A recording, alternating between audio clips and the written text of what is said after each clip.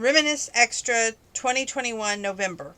The cover says it all, and they are truly stories that shape our lives. It's a hero's honors above and beyond, and very military in honor, of course, of Veterans Day, which is also a holiday in November. One paragraph that touched me here in the page 6 letter from the deputy editor at Reminisce. It says, as your family gathers to celebrate Thanksgiving, talk to them about your dearest photos. Note the names, the places, the occasions that make those pictures a part of your story. The ones that you will tell your children and they will tell their children and find in glorious detail. Because a picture may be worth 1,000 words, but a caption is worth its weight in gold. That was wonderful. One of my favorite actors in older movies is Jack Lemmon, and he's pictured front and center in this issue. Mr. Everyman won an Academy Award for his portrayal of Jumpy Egmont Poover in 1955's Mr. Roberts.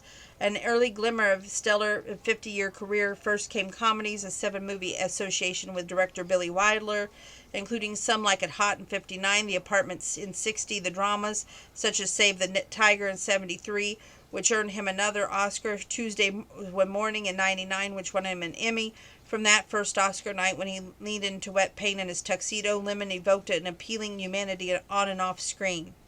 One of my favorites that he did in later years, of course, was Grumpy Old Men with Walter Matthau. Anyway, he was born in a hospital elevator. John Euler Lemmon III made his first appearance at a hospital in Newton, Massachusetts.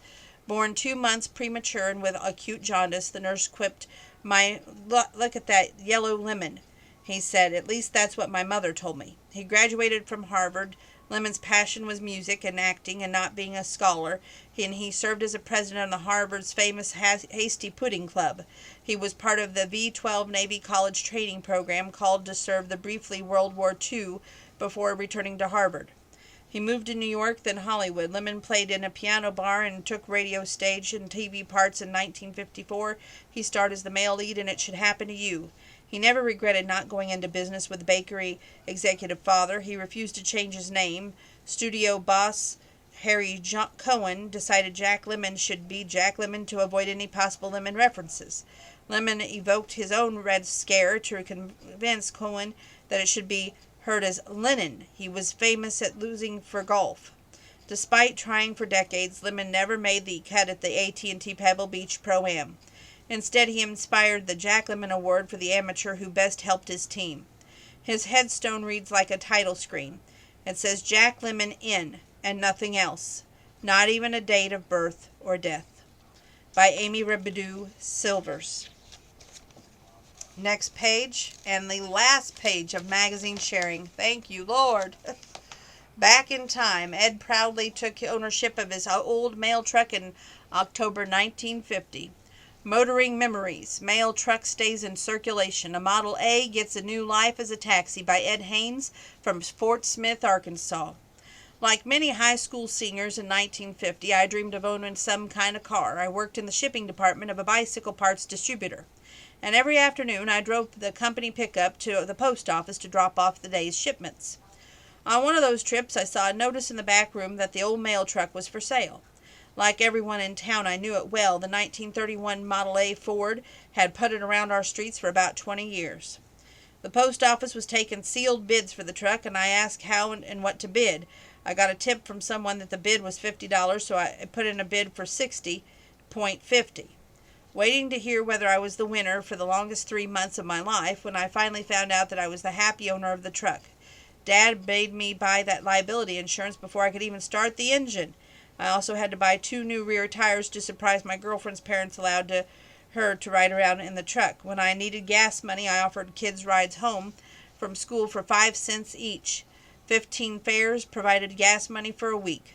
After graduation, I sold that truck for $150. My dad and I just knew I had a bright future in automotive sales. Around town these days, I still meet people who recognize me. They don't know my name, but they remember that guy that owned the mail truck. I always felt very lucky that instead of my only 15 minutes of fame, my moment lasted my entire senior year of high school. Buying that old mail truck was the best $60.50 I ever spent. Share your motoring memories at reminisce.com/submit a story. And that is all. Whew! now that I've lost my voice because it's getting raspy. Um, on the back, they have a very cute old time thing. I will share that. It says, "Welcome Thanksgiving. Busy hands make a happy heart. Their may health and wealth their share impact." From Reminisce. Great book, chocked full with memories and just wonderful moments. Be sure to pick it up. You won't regret it. Thank you for tuning in. Stay safe, stay well. God bless. Love you, each and every one of you. And I don't know if I'll see you tomorrow, but if I do,